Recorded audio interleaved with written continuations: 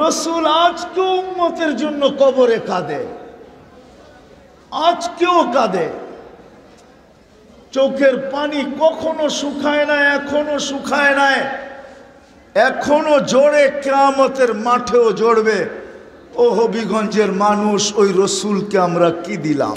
যারা স্বপ্নে দেখছেন, জিজ্ঞাসা করছেন কাঁদেন কেন, বলছে বাংলাদেশের সরল সহজ উম্মতের জন্য কাঁদি। নবীজি কিন্তু নবী হিসাবে ঘোষিত দুনিয়ায় আসার পরের থেকে না, সমগ্র সৃষ্টিরও 1000 বৎসর আগের থেকে। অথচ আল্লাহ আমাদের নবীজিকে মাকামে মাহমুদের মতো চেয়ার দিছেন। ওই দিন থেকে দিচ্ছেন যেই দিন থেকে আমাদের নবীজিকে আল্লাহ নবী হিসাবে ঘোষণা দিছেন, ওই দিন থেকে। কেননা গ্রামার আমরা ভুল করতে পারি, আল্লাহ করতে পারেন না। আরবি গ্রামার মতে বুঝে আসে, ওই সময় মনে হয় আমাদের নবীজি রুহানি শেকলে হোক, যেই কোনো রূপে হোক, আল্লাহর কাছে বসা ছিল। নাইলে আল্লাহ ইন্নাকা কিভাবে বলল, ইন্নাকা লামিনাল মুরসালিন। কেননা ইন্নাকা ওই ব্যক্তিকে বলা চলে যে সামনে বসা, উপস্থিত। এখন কোন রূপে ছিল এটা ওলামাদের ব্যাপার, আমার ব্যাপার না। কিন্তু আমার গ্রামার বলে আমার নবীজি ওইখানে ছিল। নবীজি সৃষ্টিরও 1000 বৎসর আগে। আল্লাহ কসম খায় বলতেছে, বন্ধু আপনি প্রেরিত, ইন্নাকা লামিনাল মুরসালিন আলা সিরাতিন মুস্তাকিম। ওই নবীজি যেই দিন থেকে ঘোষিত, ওই দিন থেকে কিন্তু চ্যাটটাও ঘোষিত, মাকামে মাহমুদ। আপনি জানেন না মাকামে মাহমুদ কি জিনিস? মাকামে মাহমুদের উপরে একটা চেয়ার আছে, একটা চেয়ার, ওটা হলো কুরসিয়ুর রহমান। আর কুরসির নিচে একটা চেয়ার আছে, ওটার নাম মাকামে মাহমুদ। এর নিচে আর কোনো চেয়ার নাই। কিয়ামতের দিন আমাদের নবীজিকে আল্লাহ উঠায় নিয়ে যাবেন। জিবরিল আলাইহিস সালাম উঠাবেন গার্ড অব অনার দিয়া, আসবেন রওজায়ে আথারে, আর পর মারবেন আর বলবেন কুমিয়া হাবিবার রহমান, আল্লাহর বন্ধু চলেন। কেননা আল্লাহ ঘোষণা দিবে, ইতি হাবিবি মাকাম আল মাহমুদ, আমার বন্ধুকে মাকামে মাহমুদে নিয়ে আসো। উনি আসবেন, পর মারবেন আর বলবেন ওঠেন, চলেন মাকামে মাহমুদে। আল্লাহ রসুল সাল্লাল্লাহু আলাইহি ওয়াসাল্লাম যাবেন, কিন্তু চেয়ারের ওইখানে যায় হাত রাইখা দাঁড়ায়া থাকবেন। আল্লাহ বলবেন বন্ধু বসেন, কিন্তু বসবেন না। জিজ্ঞেস করবে কেন বসেন না? তো বলছে শোনেন, বসায়া কি করতে চান? আমি যদি বসি তাহলে আমার পিপাসিত উম্মতকে কে পানি পান করাবে? মনে হয় বোঝে নাই। মানুষ চেয়ারের জন্য জান দিতে রাজি, এইখানে চেয়ার রেডি। আল্লাহ বলতেছে বন্ধু মালিক আপনি বসেন, কিন্তু আমাদেরকে কতটুকু ভালোবাসেন? আল্লাহ রসুল সাল্লাল্লাহু আলাইহি ওয়াসাল্লাম বলতেছে বসবো না, পিপাসিত উম্মতকে কে পানি পান করাবে? আমি ছুটা যাব, নিজের হাতে পেয়ালা মুখে লাগায়া পান করাবো, আর চিৎকার দিয়ে শুনায়া দিব লা তাসমান বাদাহা আবাদা, আজকের দিনের পরে আর কোনোদিন পিপাসা তোর কাছে আসবে না।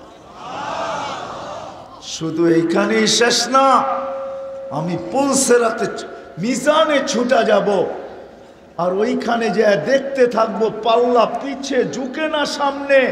কেননা আপনি আমাকে প্রতিশ্রুতি দিছেন, আমি এগুলা বাস্তবায়ন করব। তো করব কোথায়? যখন দেখব পাল্লা সামনে ঝুঁকে না, তো আপনি আমাকে প্রতিশ্রুতি দিছেন সালতুতা, আমি চাইলে নাকি দিবেন। তো আমি হাত উঠায়া চাইতে শুরু করব, পাল্লা সামনে ঝোঁকে না, পাল্লা সামনে ঝোঁকে না, পাল্লা সামনে ঝোঁকে না।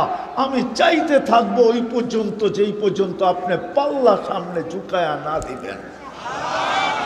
আপনি প্রতিশ্রুতি দিছেন আমাকে সাফি তুসাফা, সুপারিশ করলে মঞ্জুর করবেন। পাল্লা যখন সামনে ঢুকবে না তো আমি সুপারিশ করতে থাকবো ওই পর্যন্ত করতে থাকবো যেই পর্যন্ত আপনি পাল্লা সামনে না ঝুঁকায়া দিবেন। তৃতীয়, আপনি আমাকে প্রতিশ্রুতি দিয়েছেন সাউফা ইউতিকা রাব্বুকা ফাতারদা, আপনি আমাকে রাজি করে ছাড়বেন। পাল্লা যখন সামনে ঝুঁকবে না তো আমি চিৎকার দিতে থাকবো, আমি রাজি হব না। পাল্লা যতক্ষণ আপনি সামনে না ঝুঁকাবেন আমি রাজি হব না। চতুর্থ, আপনি আমাকে প্রতিশ্রুতি দিয়েছেন লা ইউখজিকা ফি উম্মাতিক, আপনার উম্মতের ব্যাপারে আমি আপনাকে লজ্জিত করব না। পাল্লা যখন ঝুঁকবে না তো আমি বলবো এখনই তো ঘোষণা হবে অমুকের উম্মত, অমুকের ছেলে অমুক চিরদিনের জন্য অসফলতা পাওয়া যাইতেছে, অসফল হয়ে গেছে, তাইলে আমার লজ্জায় আমি মুখ দেখাবো কি কইরা। এই জন্য আমি মিজানের পাশে দৌড়াইতে থাকবো। শুধু ওইখানে শেষ না, আবার পুলসেরাতে দৌড়াবো, যায়া দেখবো উম্মতের পুলসেরাতে যায়া দেখবো যে উম্মত পার হইতে পারতেছে কি পারতেছে না। যদি পার না হইতে পারে তাইলে দুরুদের গাঠি মাথায় দিয়ে আমি পার করায় দেব, আমি তারপরও বসবো না। 3 জায়গায় ছুটতে থাকবো আর মুখে চিৎকার দিতে থাকবো উম্মতি উম্মতি উম্মতি উম্মতি। হায়, কথার শেষ জায়গায় চলে আসছি।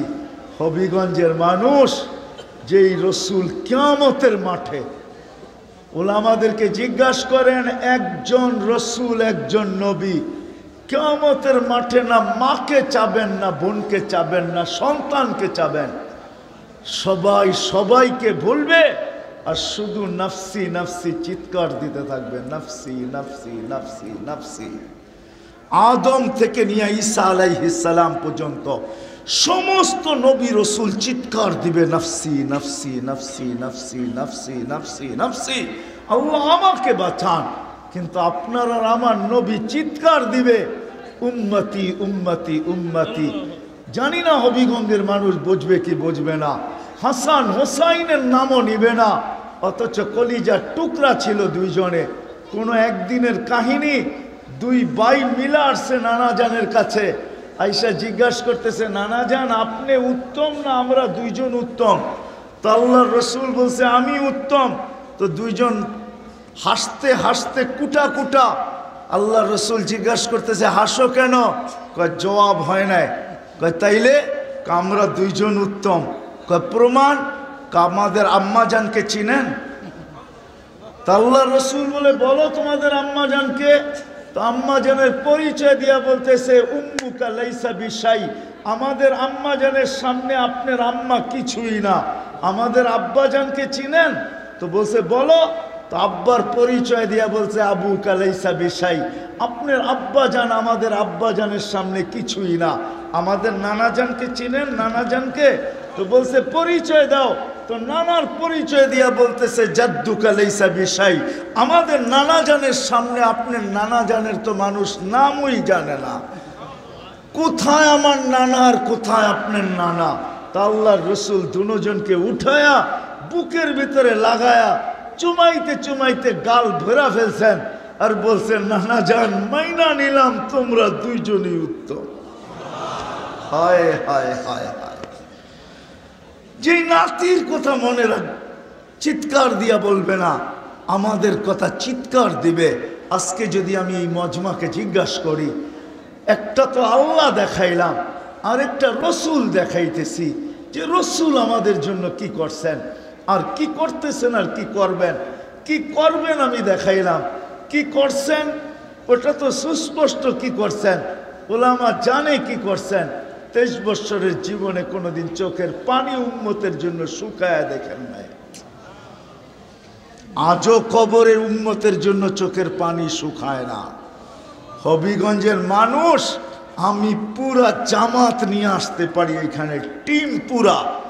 যারা স্বপ্নে দেখছেন জিজ্ঞাসা করছেন কাঁদেন কেন? বলছে বাংলাদেশের সরল সহজ উম্মতের জন্য কাঁদি। রসুল আজকে উম্মতের জন্য কবরে কাঁদে। আজকেও কাঁদে। চোখের পানি কখনো শুকায় না, এখনো শুকায় নাই, এখনো জোরে, কিয়ামতের মাঠেও জড়বে। ও হবিগঞ্জের মানুষ, ওই রসুলকে আমরা কি দিলাম? এই মজমার ভিতর থেকে যদি এক যুবক হাত উঠাইতে পারে, তাইলেও আমি মনে করব ধন্য। এতটুক বয়সে যুবকের, আমাদের এতটুক বয়সে একবারও তো সেলুনে যায় বললাম না, ও সেলুনওয়ালা আমি চুল কাটতে আসছি, কিন্তু বাড়ির থেকে নিয়ত করে বাহির হয়েছি, আজকে আমি আমার চুল কাটাটা আমার নবীর পছন্দ মতো, সুন্নত মতো, স্টাইল মতো, নবীর আদেশ মতো আমি আমার চুলটা কাটবো। একজন আমাকে হাত উঠায় দেখাক যে সেলুনে যায় আমি আমার বয়সে একদিন এইভাবে বলছি যে আমার নবী যেরকম চুল কাটতে বলছে আমাকে কাইটা দাও। একদিন যদি চুল কাটতাম, একদিন। হবিগঞ্জের মানুষ শুনে নেন আমার শেষ কথা, মুহাম্মদুর রাসূলুল্লাহ সাল্লাল্লাহু আলাইহি ওয়াসাল্লাম। আমরা তো দুরুদও পড়তে চাই না, ঠিক না? হ্যাঁ, এত বড় মজমা যদি সাল্লাল্লাহু আলাইহি ওয়াসাল্লাম পড়ে, তাইলে মনে হয় বিল্ডিং পর্যন্ত কাঁপতে শুরু করে, ঠিক না? নবীর নাম শুনেও তো আমরা দুরুদ পড়তে চাই না। শোনেন শোনেন শোনেন, দুরুদের চেয়ে বড় কোনো ওষুধ নাই। ওষুধ যে যত বেশি মন খুইলা দুরুদ পড়বে, আল্লাহ তার শরীরের সমস্ত রোগের থেকে তত বেশি মুক্তি দিবে, তত বেশি মুক্তি দিবে। দুরুদ শেফা, শেফা, শেফা। দুরুদের ভিতরে আল্লাহ শেফা রাখছেন। ওই রসুল সাল্লাল্লাহু আলাইহি ওয়াসাল্লাম আমাদের জন্য কি না করছেন। আমরা তো একদিন চুল পর্যন্ত কাটতে চাই না, যে 24টা। এই জন্য আসেন, কথা ভুলে গেছি, অন্যদিকে হারায় গেছি। আসেন, রসুল কি করছে আর আমি তার জন্য কি করতেছি। রাসূলুল্লাহ সাল্লাল্লাহু আলাইহি ওয়াসাল্লাম যেটা বুঝাইতে চাইতেছিলাম, আল্লাহর রসুলের রওজার উপরে একটা কোরআনের আয়াত লেখা আছে। আয়াত আল্লাহ এই উম্মতকে শুনায়া দিছেন। ওই আয়াত লেখা আছে, ওয়ালাউ আন্নাহুম ইয যালামু আনফুসাহুম। আপনার উম্মত যখন গুনাহ করতে করতে করতে করতে করতে নিজের উপরে জুলুম করতে করতে কোনো পর্বে যদি অনুসূচনা আসে, লজ্জিত হয়, আর আপনার কাছে যদি চলে আসে আস্তাগফিরুল্লাহ, আর আমার কাছে যদি মাপ চায়, তো আমি ওর দিকে তাকাবো না, আপনার দিকে তাকাবো, যে আপনি ওর পক্ষে না বিরুদ্ধে। আস্তাগফারা লাহুর রাসূল, আপনি যদি ওর পক্ষে হন, বা ইশারা ওর পক্ষে দেন, বা মুখে বইলা দেন, বা হাতে ইশারা করে দেন, বা ঠোঁট নাড়ায়া দেন, বা মাথা ঝুলায়া দেন, আমি মাফ করে দিব, পরোয়া করব না ও কত গুনাহ করল। বিদায় শুনা রাখেন, রাসূলুল্লাহ সাল্লাল্লাহু আলাইহি ওয়াসাল্লাম যদি আমাদের পক্ষে না আসে, দুনিয়ার কোনো পরিচয় দিয়া বাঁচা যাবে না। যদি বাঁচা যাইতো, তাহলে সবচেয়ে বেশি বাঁচতে পারত আবু তালেব,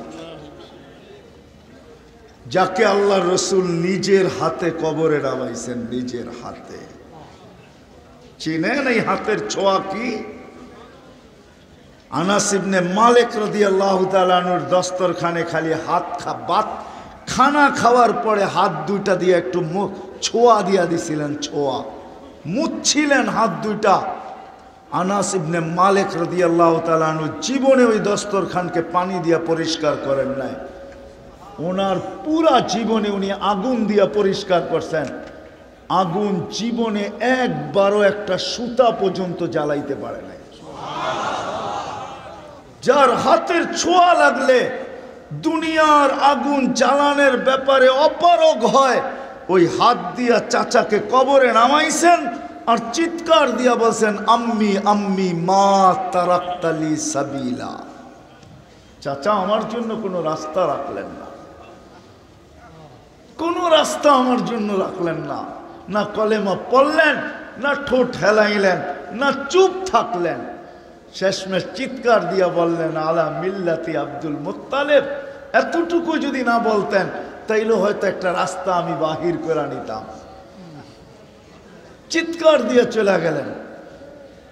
রাসূলুল্লাহ সাল্লাল্লাহু আলাইহি ওয়াসাল্লাম যদি পক্ষে না আসে, হবিগঞ্জের মানুষ এই চেহারা আল্লাহর সামনে দেখানো যাবে না। এই জন্যই আল্লাহ কিছু লোককে বলছে ফালা নুকিমু লাহু ইয়াউমাল কিয়ামাতি ওয়াজনা, কিছু লোককে আল্লাহ সামনে দাঁড় করাবে না। কেননা আল্লাহর সামনে যে দাঁড় হবে, আমার বিশ্বাস কোরআন হাদিস ঘাটলে গভীরে ডুব দিলে এটা বোঝা যায় যে আল্লাহ যাকে নিজের সামনে দাঁড় করাবে কোনো না কোনো বাহানায় ওকে পার করাবে। কেননা আল্লাহর সামনে দাঁড় হওয়ারও একটা ইজ্জত আছে, মালিকের সামনে দাঁড় হওয়া একটা ইজ্জত আছে। যাকে আল্লাহ আল্লাহর সামনে দাঁড় করাবে তাকে কোনো না কোনো বাহানায় পার করাবে। এই জন্য আসেন আজকের থেকে দুইটা ওয়াদা করি।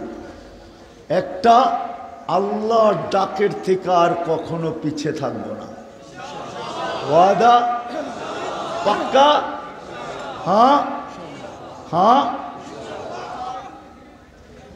আর আমাদের জন্য সুসংবাদ আছে, জীবনে নবীর সুন্নত একটা হইল, মরণ পর্যন্ত আমি এটাকে সঙ্গী বানাবো।